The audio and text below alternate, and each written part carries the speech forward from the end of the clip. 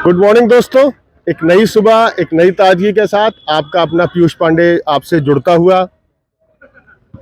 Cricket खेलना है, आगे बढ़ना है।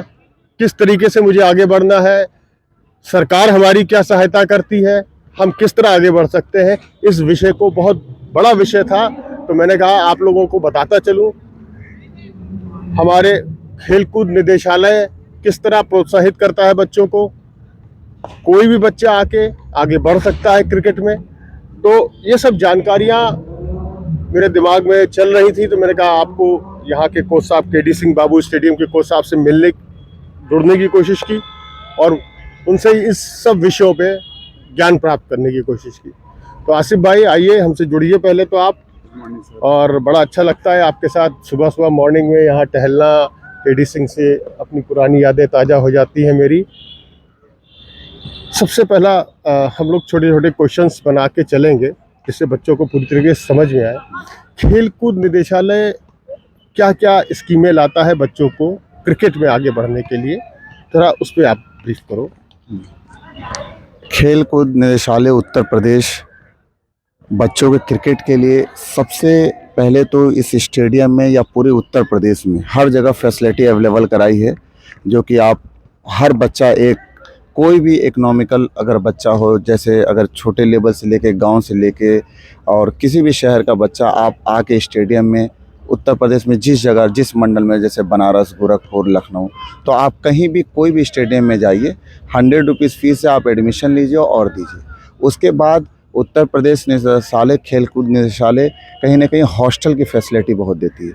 हॉस्टल हुआ, कॉलेज हुआ, तो जिस तरीके से मैं हॉस्टल बता दूं, ग्रीन पार्क में है, फतेहपुर में है, मेरठ में है, देवरिया में है।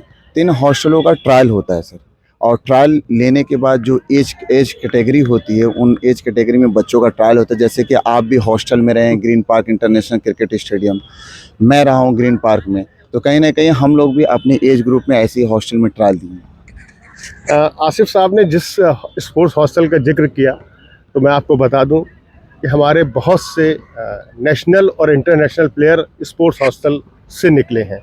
हॉकी में स्पोर्ट्स हॉस्टल ने उन मापदंड को प्राप्त किया है, हमारे बहुत से ओलंपिक खिलाड़ी निकले। क्रिकेट में बहुत लंबी फहरिस्त है, मोहम्मद कैफ, ज्ञानेंद्र पांडे, सुरेश रैना, इस तरीके से बहुत लंबी, गोपाल शर्मा, बहुत से लोगों ने टेस्ट को रिप्रेजेंट किया। उस स्पोर्ट्स हॉस्टल की हम लोग बात कर रहे हैं कि वहाँ पे एडमिशन कैसे होता है। वहाँ एडमिशन अगर कोई बच्चा वहाँ जाना चाहता है तो क्या एज होनी चाहिए और क्या तरीका है, और सरकार क्या क्या चीज़ें मुहैया कराती है, क्योंकि आपको वहाँ पे रहना है, खाना है, क्या वो बच्चों को वहाँ को स्कूल कॉलेज कहाँ पर पढ़ते हैं, इस सब चीज़ों के बारे में आसिफ भाई थोड़ा ब्रीफ से जानकारी दीजिए।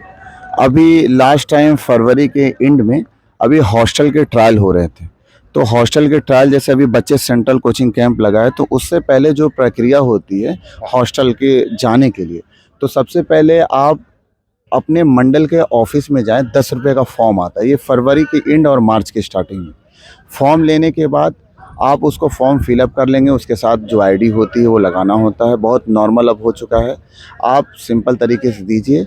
और फिटनेस होता है, फिजिकल फिटनेस टेस्ट होता है, जो कि आपको 800 मीटर, 100 मीटर, शटल रन और standing broad jump, medicine ball, fitness आपको बहुत ज़रूरी है पास करना। जो बच्चा अगर फिजिकल फिटनेस पास होता है उसी को स्किल टेस्ट होता है, क्योंकि आप जिस गेम पे हो, और ये प्रक्रिया सिर्फ क्रिकेट ही नहीं, जितने गेम हैं, वॉलीबॉल, हॉकी, जिम्नास्ट, जितने सारे गेम हैं, हम सारी चीज़ों के बता रहे हैं, क्योंकि हॉस्टल ये उत्तर प्रदेश सरकार और खेल निदेशालय सारे गेमों के बच्चों के लिए करता है।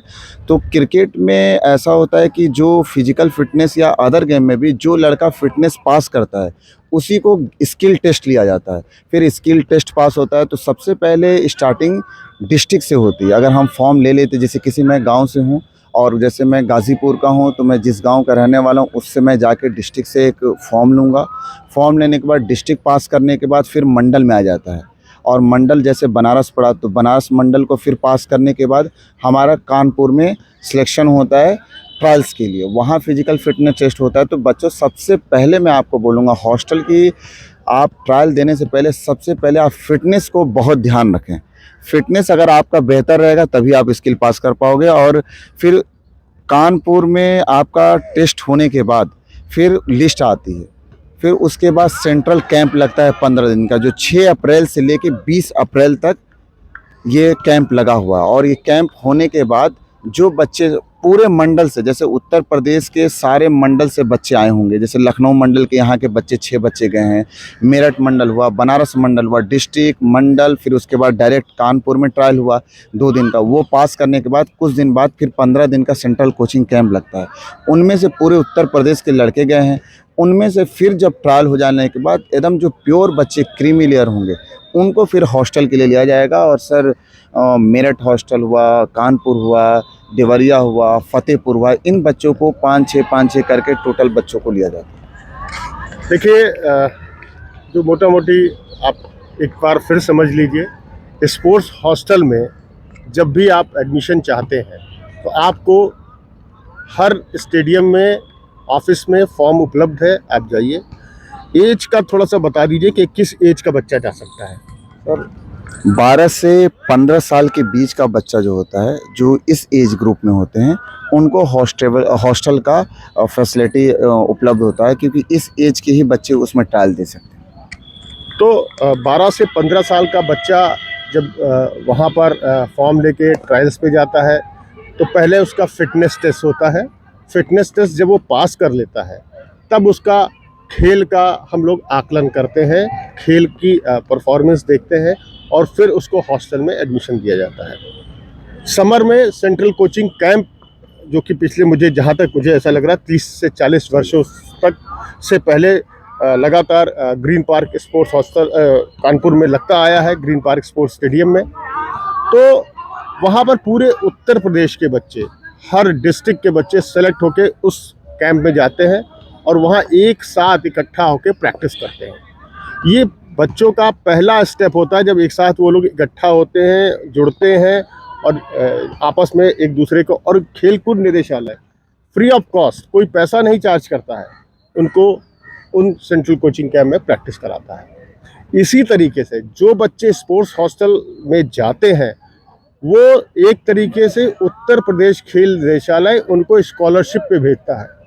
उनसे मुझे फीस का इस समय आइडिया नहीं है, अगर आपको हो तो थोड़ा सा ब्रीफ करो, फीस क्या है? सर फीस तो हॉस्टल का मतलब एकदम हमें 500 या 1000 रुपये कुछ ऐसा नॉर्मल लगता है, क्योंकि आइडिया नहीं, लेकिन फ़ीस नाम मात्र लगता है, क्योंकि एक वो सिर्फ नाम के लिए होता है और कोई ऐसा फ़ीस नहीं है। हाँ, फैसिलिटी पूरा रहता है, खेलने का सारा अवेलेबल, ग्राउंड, नेट्स। सबसे अच्छी बात है कि डाइट बहुत अच्छी होती है, क्योंकि अभी डाइट और अच्छी हुई कि बच्चे अगर फिटनेस करते हैं, खेलते हैं या फिर स्किल करते हैं तो उनको डाइट न्यूट्रिशन बहुत अच्छी दी जाती है। तो हॉस्टल में जब बच्चे का एडमिशन हो जाता है तो वहाँ पर एक तरीके से वो छात्रवृत्ति भी जाता है और वहाँ पर उसको रहने का, खाने का सब कुछ सरकार उनको फैसिलिटीज़ देती है। इसी तरीके से आप जिस भी स्कूल में एडमिशन चाहते हैं आप जाके एडमिशन लीजिए, उसकी भी पढ़ाई का पूरा पैसा गवर्नमेंट देती है। तो ये वो स्कीम्स हैं वो जहाँ पर कोई भी बच्चा, गरीब से गरीब घर का बच्चा इन सबको समझे और ज्वाइन करें और आगे बढ़े। तो रास्ते बहुत हैं आगे बढ़ने के, सिर्फ आपको ज्ञान की ज़रूरत है।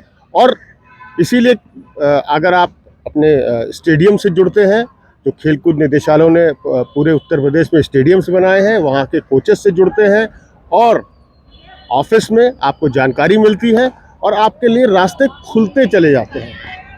तो ये मैं कहूँगा कि आप थोड़ा सा बच्चों के लिए आखिर में कोई मैसेज, कोई जो बच्चे जाना चाहते हैं हॉस्टल में।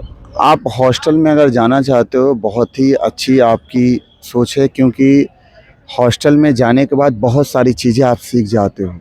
डिसिप्लिन सबसे पहला वहाँ होता है, जो डिसिप्लिन आप सीखते हो।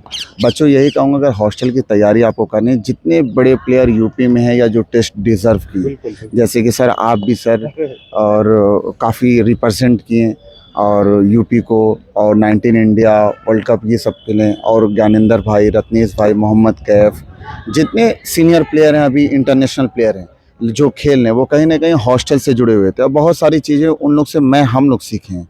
तो मैं ये कहना चाहूँगा कि अगर आप हॉस्टल का ट्रायल देना चाहते हो बच्चों, तो सबसे पहले फिटनेस बहुत क्राइटेरिया आपको पास करना ज़रूरी होगा, और फिटनेस आप पास करते हो फिर स्किल के लिए जाते हो। तो बस आप कंटिन्यू करते रहो, और हॉस्टल के लिए आप ट्रायल दो। 4-4 हॉस्टल है, उत्तर प्रदेश ने दिया है सरकार ने, और आप हॉस्टल जाएं और बहुत सारी चीज़ें वहाँ से सीखें। अच्छे कोचेज़ हैं, अच्छी टेक्निक सिखाई जाती हैं, अच्छी सारी चीज़ें।